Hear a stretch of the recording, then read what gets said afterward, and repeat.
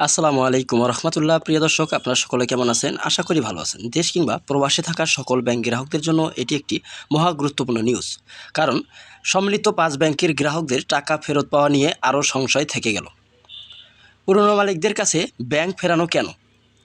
যদি সংসদে একটি অধ্যাদেশ আইন জারি করা হয়েছে যে পুরনো মালিকদের কাছে ব্যাংকের আগের যে জামানত ছিল তারাই থাকবে।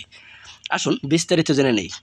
ভিডিওটি শুরু করার আগে আপনারা যদি আমাদের চ্যানেলটিতে একদম নতুন হয়ে থাকেন তাহলে অবশ্যই চ্যানেলটিতে সাবস্ক্রাইব করে বেল বাটন অন করে রাখবেন, যাতে ব্যাংক সহ সকল খবর পেতে আপনাদেরকে নোটিফিকেশন পৌঁছে যায়।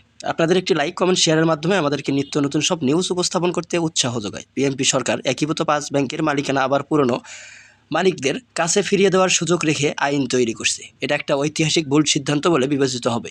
1982 সাল থেকে দেশে বেসরকারি মালিকানায় ব্যাংক স্থাপিত হতে শুরু করে বর্তমানে বেসরকারি মালিকানার ব্যাংকের বড় সংখ্যা বাড়তে বাড়তে প্রায় 50 ছুঁই করছে। বাংলাদেশ ব্যাংক এখন মোট ব্যাংকের সংখ্যা 61টি। হাসিনার খামখেয়ালি সিদ্ধান্তে তার আত্মীয় স্বজন ও আওয়ামী লীগের প্রভাবশালী নেতা এবং অলিগার্ক ব্যবসায়ী এ পরিণত লুটপাটের পুঁজি লঙ্ঘনের অবিশ্বাস্য সুযোগ দেওয়া হয়েছে বলে এগুলো ব্যাংকের লাইসেন্স প্রদান করেছিল। প্রয়াত অর্থমন্ত্রী আবুল মাল আব্দুল মুহিত বরাবর আপত্তি জানানো সত্ত্বেও এমন খামখেয়ালি সিদ্ধান্ত থেকে হাসিনাকে নিবৃত্ত করা হয়নি।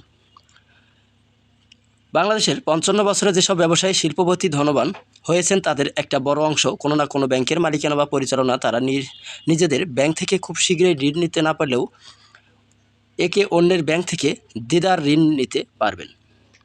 এভাবে তারা বাংলাদেশ ব্যাংকের মোট প্রায় একচেটিয়া নিয়ন্ত্রণ ব্যবস্থাপনা ফেলেছেন। দেশের খেলাপি ব্যাংকের ঋণ 82% ঋণের কাছ থেকে আটকে রয়েছে বলে বিভিন্ন গবেষণায় উঠে এসেছে। তাদের সবাইকে যুক্তরাষ্ট্রের রবার রেদানের বাংলাদেশি সংস্করণ হিসেবে আখ্যায়িত করা সীমাচীন না হলেও বাংলাদেশের অধিকাংশ ধনকুচরদের ক্ষেত্রে অর্থনীতি ও রাজনৈতিক দুর্বৃত্তায়ন ক্ষমতাসীন শাসক মহলের ব্যাপারটি প্রধান বৈশিষ্ট্য হয়ে দাঁড়িয়েছে। দেশের একটি ব্যবসায়ী গ্রুপকে 22,000 কোটি টাকা ব্যাংক ঋণ প্রদান করা হয়েছে বলে পত্রিকায় খবর বেরিয়েছিল।